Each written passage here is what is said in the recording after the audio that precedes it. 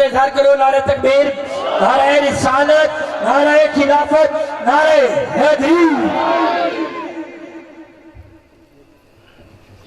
اما بعد فاعوذ باللہ السمیع العلیم من الشیطان الرجیم، بسم اللہ الرحمن الرحیم، وما ارسلناک الا رحمۃ للعالمین، آمنت باللہ صدق اللہ مولانا العظیم وصدق بلغنا رسولہ النبی الکریم الامین، ونحن علی ذلک لمن الشاہدین والشاکرین والحمد للہ رب العالمین۔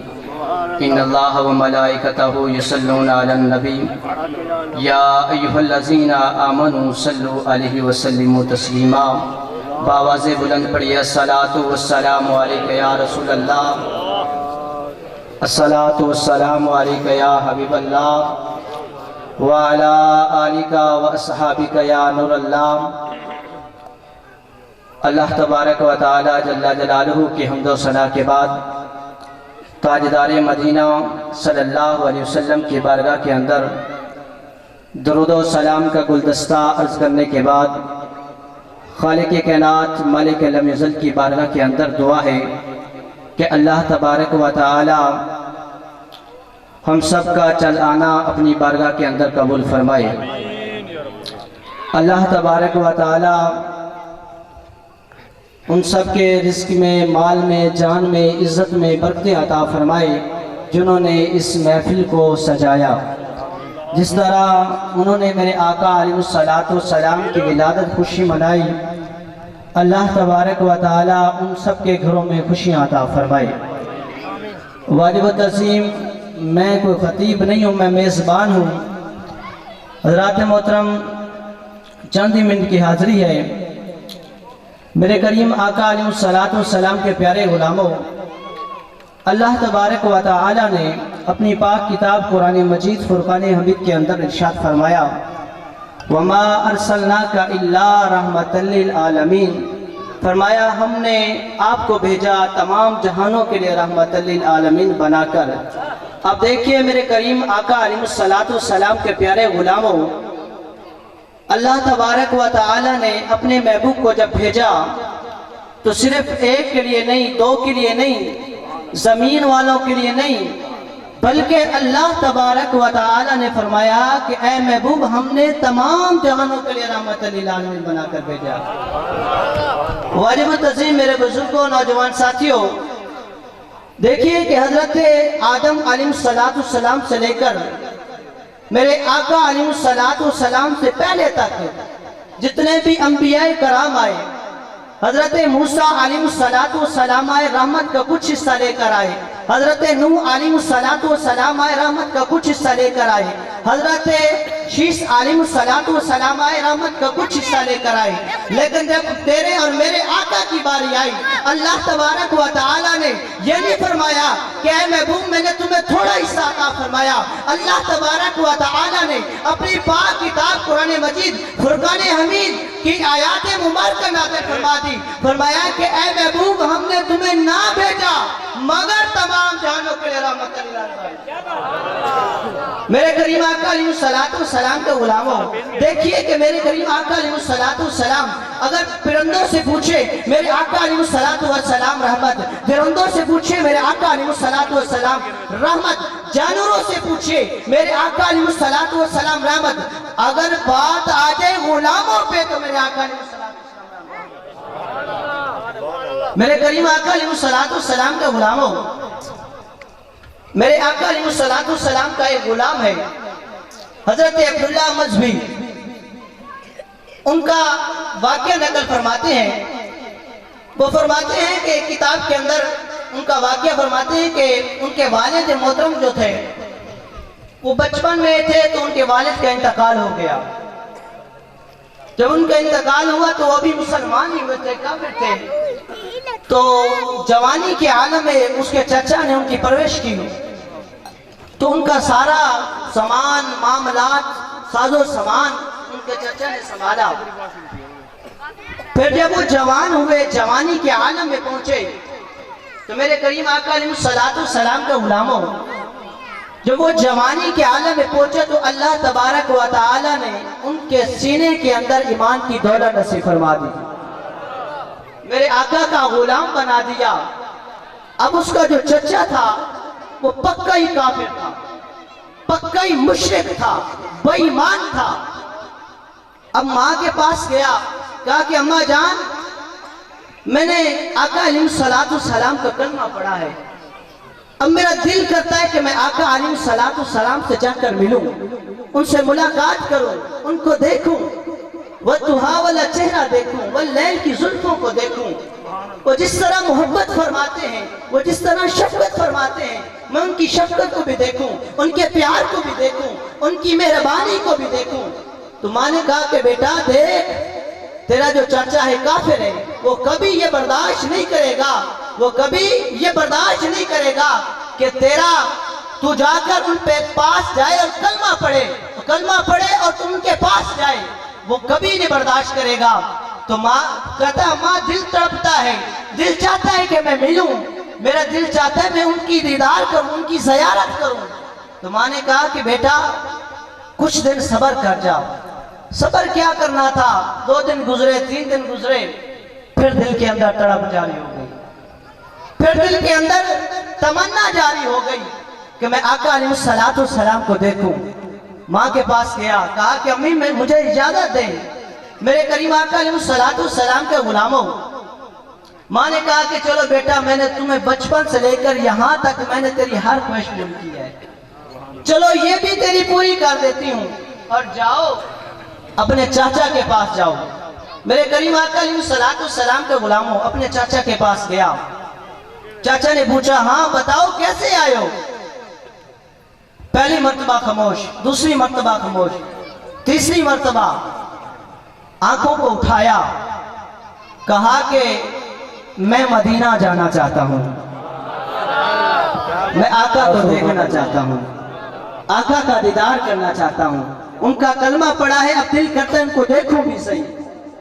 چچا نے کہا کہ تمہیں پتہ نہیں ہے کہ میں نے یہ جو تمہیں سارا سامان دیا، تمہیں گھر بنا کر دیا ہے، تمہیں مال دیا ہے، سب کچھ دیا ہے، یہ سب کچھ میں نے تمہیں دیا ہے؟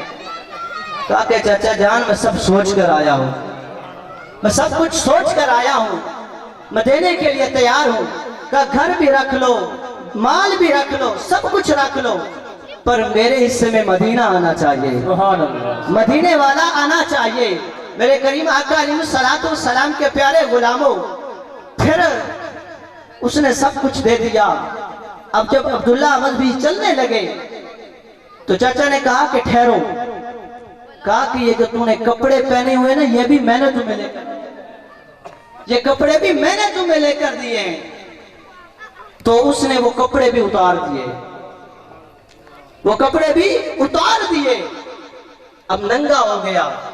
ماں کے پاس آیا، کہا کہ اماں جان دیکھو، میں جب پیدا ہوا تھا اس وقت بھی آپ نے مجھے چھپایا تھا، آج پھر وہی وقت آ گیا ہے، آج پھر وہی گھڑی آ گئی ہے۔ تو میرے کریم آقا علیہ السلام کے پیارے غلاموں، تمہارے 2 چادریں دی، ایک سے اوپر والا کپڑا، اوپر والا دھڑ چھپایا، نیچے والا دھڑ، یعنی کہ چھپا کر نکلے مدینے کی طرف، مدینے کے راستے سے نکلے۔ میرے کریم آقا علیہ السلام کے غلاموں، رات کا وقت تھا، رات کا عالم تھا۔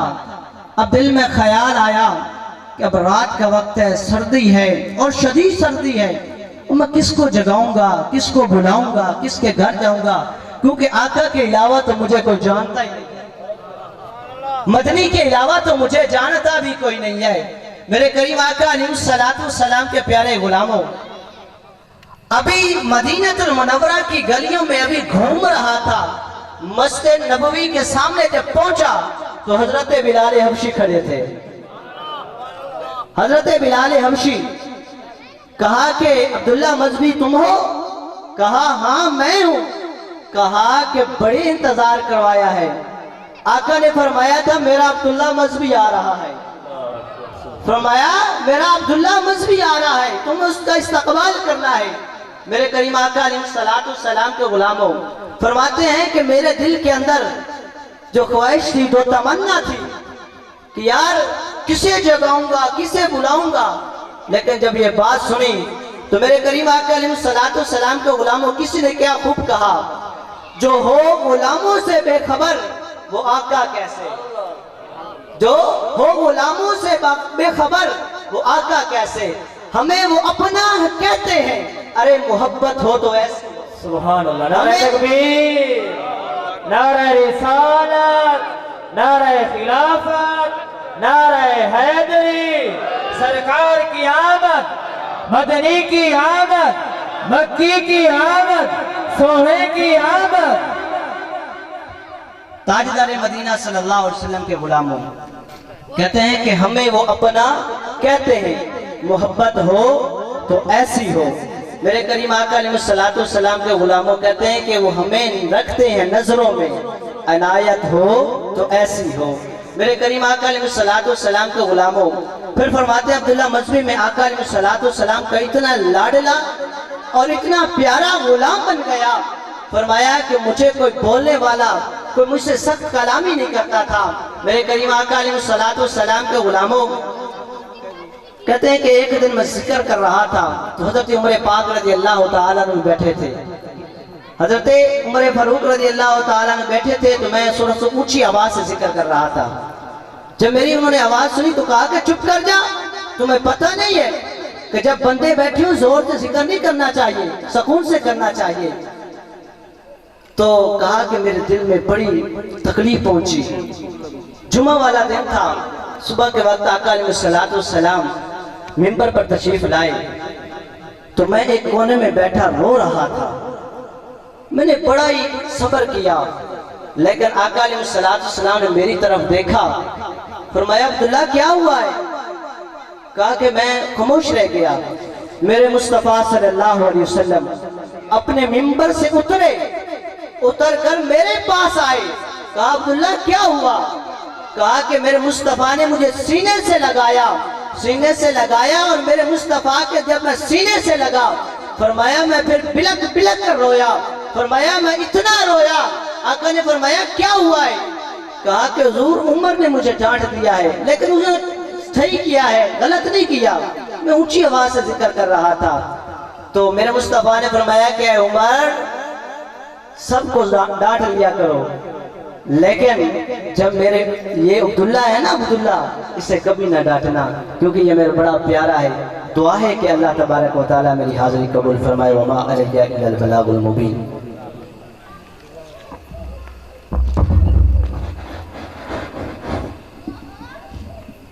این جملے دنال ماشاءاللہ وسیم ہے نا, یہ شہر ایک پاڑنا حضرت گرامی تو سا انتظام کی تو سونا انتظام کی ہے. شہر لکھ دے کہ محل مربع نہ ملن نہ کم ہے, بڑے بڑے جاگیردار لوگ بھی رہے ہوئے ہیں, عبدالستار بھی خرچے کرنے ہیں, لیکن انہوں نے چرچے نہیں تھی دے, لوگ نہیں آدھے, لیکن ماشاءاللہ عباسی صاحبان نے محفل دے خرچے بھی کی دے, انہوں نے نام دے چرچے بھی تھی گئے, سرکار دے ذکر بھی تھی گئے, جشن ہی منانے جی حق ہوں دے. کہ حضرات گرانی شہر لکھ دے کہ محل مربع نہ ملن نہ کم ہے, نہ سونے تے چاندی دی سدھا دا کم ہے. سرکار دی محفل سجاوڑ کی دوستو دولتاں دا نہیں, اے دلاں دا کم ہے. سجاوڑ کی دوستو دولتاں دا نہیں, اے دلاں دا کم ہے. کونین دے ہر کونے دا پجوین دے حال مدینے میں, کونین دے ہر کونے دا پجوین دے حال مدینے میں, مسکین فقیر غریبان دی ہے وکری بھال مدینے میں. اسا در دے کیوں ٹھکڑے تھو سارا ہے لج بال مدینے میں, جنہیں ظفر کی تھائینا گال بنے ہوندی بڑھدی ہے گال مدینے میں, جنہیں ظفر کی تھائینا گال بنے ہوندی بڑھدی ہے گال مدینے میں. بل میں کیوں نہ کہا مجھ کو میرے ہر خواب کی تعبیر دکھنا آ گیا ہے, کہ مجھ کو میرے ہر خواب کی تعبیر دکھنا آ گیا ہے, کہ بچے کو میرے شبیر دکھنا آ گیا ہے. میں اتنا پیسہ انشاءاللہ شبیر شاہ صاحب کو سلیدہ ہے پڑھتا مستوی صاحب سکلین شہید صاحب تشریف ان کے ہمیں لاکہ دی بارگاہ دے اندر اپنی حاضری کو حضوری تک پہنچا ہوئے. نعرہ تکبیر. ملک نظیر احمد شبیر شہید صاحب دے صاحبزادے ہیں سکلین شہید صاحب. نعرہ تکبیر. یہ اپنے مہمان ہیں, ناپا میزبان ہے, آپ پتہ لگے بہاولپور لوگ مہمان نواز ہیں. نعرہ تکبیر. مہمان کا استقبال کرنا ہے. نعرہ تکبیر. نعرہ رسالت, نعرہ خلافت, نعرہ حیدری.